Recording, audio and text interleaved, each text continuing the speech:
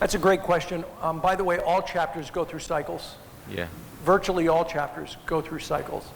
Even though we as an organization have had 32 years of continued growth, year over year over year, every chapter goes through some kind of cycle. And yes, we do have chapters that have been around for decades. The founding chapter is still around today after 32 years. Two of the founding members were at our convention about a year and a half ago. One of them is still a member today after 32 years. She's still involved. Yeah.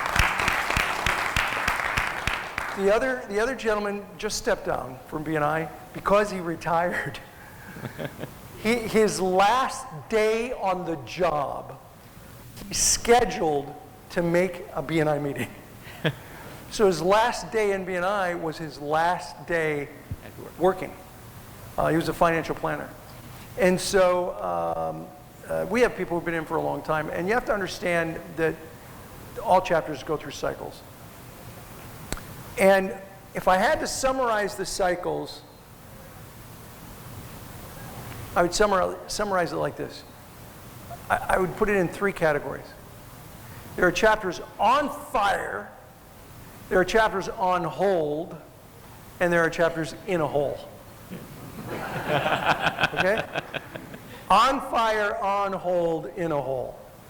And the first thing you have to do is almost the same answer that I gave the previous gentleman, is you have to identify where you're at. And you can do that through a number of ways. There's a really good form called Rate Your Chapter, where you could, if you don't have it, your director can find it. It's called Rate Your Chapter. And you basically do a self-assessment. How are we as a chapter? And that'll give you a sense of how strong your chapter is operating. And you need to determine, is this a chapter that's really on fire? And the truth is if you asked everyone to take a vote, a private vote on a sheet of paper, you'd probably get a pretty accurate response as to whether they're on fire, on hold, or in a hole. And then once you recognize where you're at, then you do what I talked about. You make a list of everything that needs to be done to be improved, and you eat the elephant one bite at a time. You start with the top, and you just kind of work your way down. Now, this is really difficult. If you're talking about a chapter that's in a hole, yes, they're just mad. They're angry, they don't like stuff. And so this is a technique that I'm going to share with you that's really powerful. Really, really powerful. And it's from a friend of mine, Mark McCurgow, who wrote a book called Solutions Focus. And it's a way to get a chapter who's not happy. They're in a hole, they're not happy, and it's all your fault. Or it's the director's fault, it's my fault, it's the leadership team's fault. Nobody ever, points at themselves, but it's somebody else's fault. So here's what you do. If you're on a leadership team, or if you're a director, you do this. To the person who's complaining about how bad things are, or you're having a conversation as to where we are as a chapter, oh, this is horrible. Well, pick a topic, one thing that maybe isn't working in the chapter. And often it's the quality of referrals. Referrals are horrible. Okay. So what you do is you say, I'm gonna get off the stage again, sorry, cameraman. What you say is, how bad is it? On a scale from 1 to 10, how bad is it? 1 being, this is horrible. I've never seen anything this bad. It couldn't possibly get better. 10 being, oh my goodness, this is like the best thing ever. Okay, 1 really bad, 10 unbelievably good. On a scale from 1 to 10, how bad is it? Interestingly enough, most people will give you the same number. They'll say 3 or 4. Yeah. That's almost always what, sometimes it's different, but it's almost always 3 or 4. So here's what you do. They say, oh, it's a 4. And you say, why so high? And they'll look at you like you're crazy. Like, what? No, that's you said 1 is bad, right? Yeah. So that's low. You say, yeah, that's low. But why'd you make it that high? Why didn't you say a 3 or a 2 or a 1? Just tell me one thing that is working in your chapter, just one, that would make you say a 4 instead of a 3 or a 2. And then they'll tell you. They'll give you that one thing. then bypass that person, okay? Because then they're going to want to stand on stage and argue with you, or stand up and argue, and don't let them argue with you. So you go to the next person. You say somebody else. Can someone else here give me one reason why it's a 4 instead of a 3? Anybody? And you have somebody else say, well, you know what? This is working for me pretty well. When this happens, I get great referrals. And somebody else, well, when this happens, I get referrals. Now, here's the really important thing: is you got to write this all down. This is really important. You want to write every answer down. If you have a flip chart that you can write it down on, that's best. But if you don't have a flip chart, then just write it down on a sheet of paper right in front of you, okay? Keep it all in a list. And then when you're done, and most people are finished, this is what you do next. You say, the truth is, you guys know how to fix this. You know, I don't really have to tell you anything. You have all the answers right here. And then read the list back. You know, we can do this, we can do this, we can do this, we can do this. Wow, we could really do this better. And this, and that. And you give them a list. And you say, we have within us, right here, right now, the answers to make this a chapter on fire and get out of a hole. Right now. All we need to do is sit down and triage it. And pick the top 2 or 3. That this is the most important, and then this is the most important, and then this, and then start working. Which is really interesting. I have found that when chapters get to about number 4 or 5, they drop the list. Why? Because things are awesome. They're not really big problems anymore. And so once they deal with those first 3 or 4 issues, it gets a whole lot better. So on fire, on hold, in a hole. Sit down with the chapter in a positive way. Look for solutions. If all the chapter focuses on is problems, you will become an expert in problems. So what you have to do is you have to focus on the solutions. And one way you can focus on solutions is to take that energy and redirect it so that they're focused on the things that will make their chapter work. Does that answer your question okay? Yes, sir. Yes, sir. Thank you.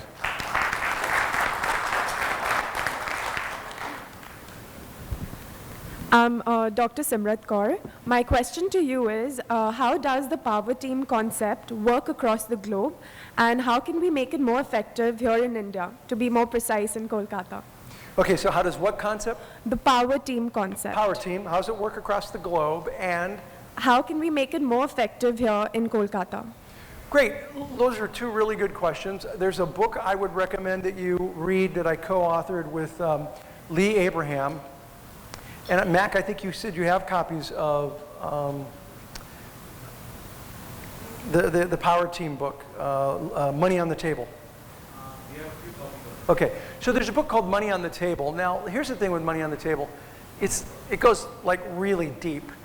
I mean, it's power teams on steroids. So you don't have to do everything that's in Money on the Table, but that will help you really understand it better. Power teams, I think, are really important in chapters, especially large chapters. I mean, India, with an average chapter size of 46 or so, India probably needs power teams more than most countries. Because when you're talking about chapters that get bigger and bigger and bigger, it's very difficult to have good relationships with everybody. So the power teams become a way to help expedite some of those relationships. So they're extremely important. A power team, do you know the difference between a power team and a contact sphere? Okay. Let me see how I can describe it. You can find it in the 4th edition of World's Best Known Marketing Secret. The 4th edition, sort of a bluish black cover.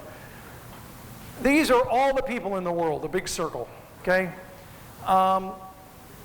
These are the people in the world that are connected to you in some way. You know them, you've met them, you're at visibility with them. These are all the people who are in symbiotic relationships with you. That's what a contact sphere is. They're in compatible, non-competitive professions. a lawyer, a banker, a financial planner. You put those 3 people in a room for an hour, they're going to refer each other. Here's my favorite: the caterer, the florist, the photographer, the travel agent. I call that the wedding mafia. You know, once they bring you in, they don't let you out. So those professions can work really well together. The question is, do you have your entire contact sphere filled? Most people don't. So the people that you, within your contact sphere, this little circle, that you actually have a relationship with, that becomes your power team. So it's like everybody, just the people you know, just the people who are in symbiotic professions, just the people who are in symbiotic professions that you are at profitability with. Visibility, credibility, profitability, you're at profitability with. You've agreed to refer a business to them specifically, and they've agreed to refer you. So that's the difference between a contact sphere and a power team. Power teams are really important to expedite the strength of a chapter. It's one of the reasons why when a chapter of 60 members will generate more referrals than a lot more referrals than a chapter of 30 members, and not just twice as much, often more times. Because if somebody brings in one referral, let's say it's the wedding mafia, I know someone who's getting married, and I referred them to you, the caterer, and I referred them to you, the florist. So one referral becomes 2 referrals. So the more power teams you have operating, the more referrals are generated even off of 1. So 1 can become 2 or 3. This is why you want power team. Now, it's very important to manage the power team process effectively. You don't want to inundate people with more work. But I recommend that power teams meet regularly. Some meet weekly. That seems like a lot. Some meet twice a month. Yeah. Some meet monthly. I'm okay with that. But you got to meet regularly. You know, if you just say, yeah, I promise to do it, that ain't enough. You got to actually meet with them and brainstorm ideas and work together and have actual marketing meetings. Okay? And one word of caution as you develop power teams. They can feel cliquish. They can feel like my power team's my friends and I don't talk to a whole lot of other people, right? I mean, it can feel that way, especially to people who are not in a power team. So here's a BNI 401, an advanced technique for networking on BNI.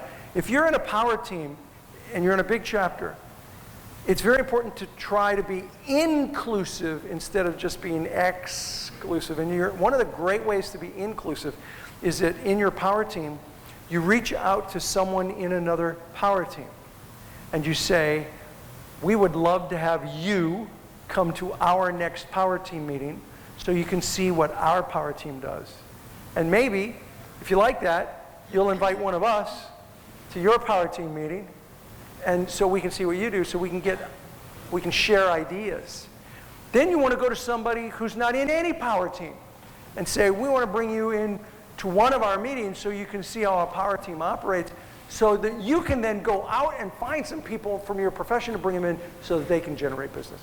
So these are a few techniques that will help you, and the book Money on the Table it's like on steroids, power teams. Does that answer your question okay? Thank you. Yeah, thanks. Hi, I hope you're enjoying your stay in India. I'm Ashna, I'm from BNI Ideal. So my question is that there are a lot of members who have been part of BNI since the very inception of the organization. And then there are newer, younger members like me who join in. And I feel that there's a huge disparity between the old members and the new members. And there's like a gap. So can you suggest how the gap can be bridged between the old members and the newer members?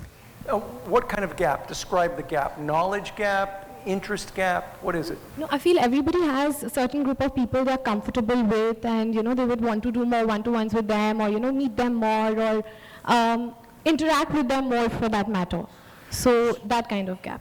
So are you finding that the people who've been in a long time are complacent, or I want to make sure I understand the problem to give you a good answer. I mean, They're not including, like there are 2 different groups. The members members and who the members. So the old folk aren't hanging out with the young folk, Yeah. so to speak. The people who've been in a long time aren't hanging out with the others. Yeah? Is that right? Yeah. Okay. So there's a lot of things that you can do. I'm a real believer. When I was, and I may have said this on one of the webinars in India, when I was 15 years old, my mother gave me a paperweight that's on my desk today. Okay, I'm 60. She gave it to me when I was 15 years old. It's on my desk today. And it said, diplomacy is the art of letting someone else have your way. Diplomacy is the art of letting someone else have your way. She gave that to me because I was not diplomatic. And she said, honey, if you want to get along in life, you got to learn how to work with people. You can't just bowl them over. You got to learn how to communicate and work with them. And so the people who have been around a long time, they're hard to work with because they think they know pretty much everything about BNI. They may or may not, but they think they do. So persuading them takes the art of diplomacy. But it can be done. And I'll give you an example. We had one member, I think I told this story in Delhi. We had one member who was a great member. He brought referrals. He was well respected. But he'd been in the chapter so long, he felt like the rules didn't really apply to him quite so much, and he was always late. He didn't miss more than the maximum absences, but he was always late to a meeting. I'm like 80% of the time late to a meeting. The meeting would actually start, forget about the open networking, the meeting would actually start and he'd come, walking in. So I think he felt that he had contributed so much to the chapter, he didn't need to be there on time. Well, what do you think happened to the chapter? The chapters, a lot of people start showing up late because this guy who's well respected is doing it. So here's what I did to handle it. And here's what I suggest you do with the people that are more mature. They've been in there longer. They're more seasoned members. Okay? I sat down with this guy and I said, whatever you say has got to be the truth. You can't make up stuff. And what I said to him was true. I said, I don't know if you really know how well respected you are in this chapter. The members in this group really look up to you, and I don't know if you know that. They look up to you because you're very successful, you're very approachable, and you are there to help them. And they really respect that in you, and they respect you. And he was, actually I should preface it by saying, we were meeting, and he kind of knew why we were meeting, because he's being absent. And the chapter kept asking him, and he didn't do it, and so then I met with him. And he was waiting for me to go, rah, rah, rah, rah, rah, right? And when I said that, it completely disarmed him. He was like, oh, wow. I thought this was going to be like a whole different discussion. He said, well, thank you. And, it's nice to hear that my peers feel that way. And then I said, because they respect you so much, you are in fact a role model, whether you realize it, recognize it or not. You're a role model to them. So they look up to you and what you do. And if you show up late to meetings, they feel it's okay for them to show up late to meetings. And I would appreciate, it would be a favor to me and benefit your chapter if you could give this the attention that I know you're capable of. And he looked at me and was like, yeah, I know, okay, I will. And he did, and he started showing up on time, and of course everybody else then kind of fell in line. So what you want to do is you want to have the conversations with the more seasoned members and tug on their emotional strings in some way. You can't, these are entrepreneurs. It's like herding cats. You can't tell them what to do. You got to persuade them. They got to know why. And if you're good at that, now if you've got mature, seasoned members and new members, I would go to some of the mature members and I'd have a conversation like, I'm really impressed with how much you know about BNI. I wish I had 1,000 more members like you, because you know the program so well. And they'll thank me. And then I would say, You know, there's a lot of people in this chapter that don't know the organization as well as you do. And they don't know what works, and they don't know what doesn't work.